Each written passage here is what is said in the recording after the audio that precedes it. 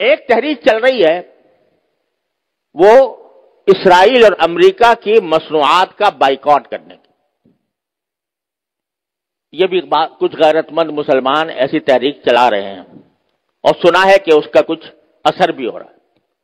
اس میں ایک بات مجھ سے بار بار پوچھی جاتی ہے، وہ یہ ہے کہ یہاں پر جو فرینچائز ہیں جیسے میکڈونلڈ ہے یا کے ایف سی ہے یا اس قسم کے جو کمپنیاں ہیں جن کی غذائیں وغیرہ بکتی ہیں، اس کے جو مالک ہیں وہ مسلمان ہیں، پاکستانی ہیں.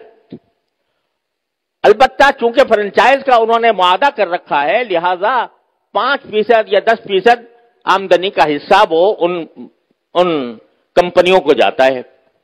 تو اگر ان کا بائیکاٹ کیا جائے گا تو خود ان مسلمانوں کو نقصان پہنچے گا جو کہ فرنچائز لیے بیٹھے ہیں. تو میں اس کے جواب میں ایک بات عرض کرتا ہوں، وہ یہ کہ یہ مسئلہ فتوے کا نہیں ہے، یہ ایمانی غیرت کا مسئلہ ہے، غیرت ایمانی کا مسئلہ ہے.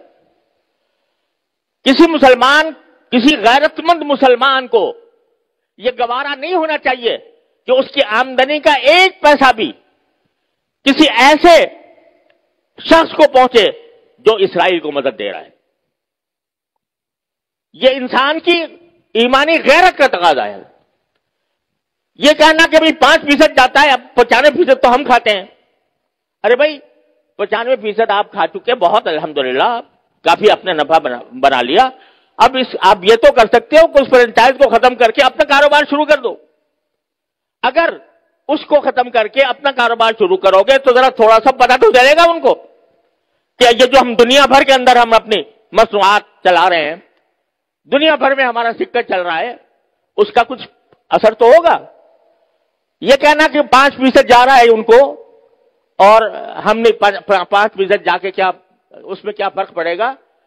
آپ ذرا یہ سوچو کہ اگر کوئی میری آمدنی کا 50% نہیں 1% کسی ایسے شخص کو پہنچ رہا ہو جو میرے باپ کے قتل کی سازش کر رہا ہے، گوارا کرو گے کہ میری آمدنی کا 1% ایسے شخص کو دیا جا رہا ہے جو میرے باپ کے قتل کی سازش کر رہا ہے یا میرے قتل کی سازش کر رہا ہے؟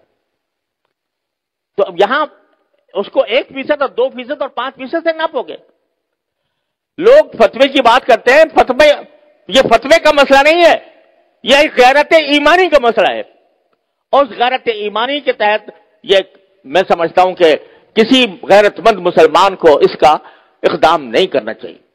لہذا یہ بھی اس کوشش کا ایک حصہ ہے. اور اس وقت یوں سمجھو کہ میں تو یہ سمجھتا ہوں کہ ایک لحاظ سے پوری امت مسلمہ حالت جنگ میں ہے، پوری امت مسلمہ حالت جنگ میں ہے، کیونکہ یہ حملہ صرف فلسطینیوں پر نہیں ہو رہا، معال کار اس کا اثر پورے عالم اسلام پر پڑنے والا ہے. لہذا حالت جنگ میں ہے. جب اس حالت جنگ میں ہے تو جو لوگ کہ عالم اسلام کے خلاف یہ سازش کر رہے ہیں ان کو کسی طرح بھی نفع پہنچانا، چاہے وہ 1 پیسے کا ہو، یہ ایک مسلمان کی غیرت کو اسے گوارا نہیں کرنا چاہیے. لہذا میں اس بات کی حمایت کرتا ہوں کہ ایسی چیزوں کا بائیکاٹ کیا جائے جس کا فائدہ ان طاقتوں کو پہنچ رہا ہے. تو اپنی سی کوشش کرو، اللہ تعالیٰ سے دعا جاری رکھو، کوئی وقت خالی نہ جائے جس میں اللہ تعالیٰ سے نہ مانگا جا رہا ہو، اور پھر اللہ کے فیصلے پر راضی رہو. پھر جو اللہ کا فیصلہ ہے وہی برحق ہے، وہ ہماری خواہش کے مطابق ہو تو برحق ہے، ہماری خواہش کے خلاف ہو تو برحق ہے. تو بس یہ ہے پریشانی کا علاج. اللہ تبارک و تعالیٰ اپنے فضل و کرم سے ہم سب کو اس پر عمل کی توفیق عطا فرمائے. وآخر دعوانا الحمدللہ.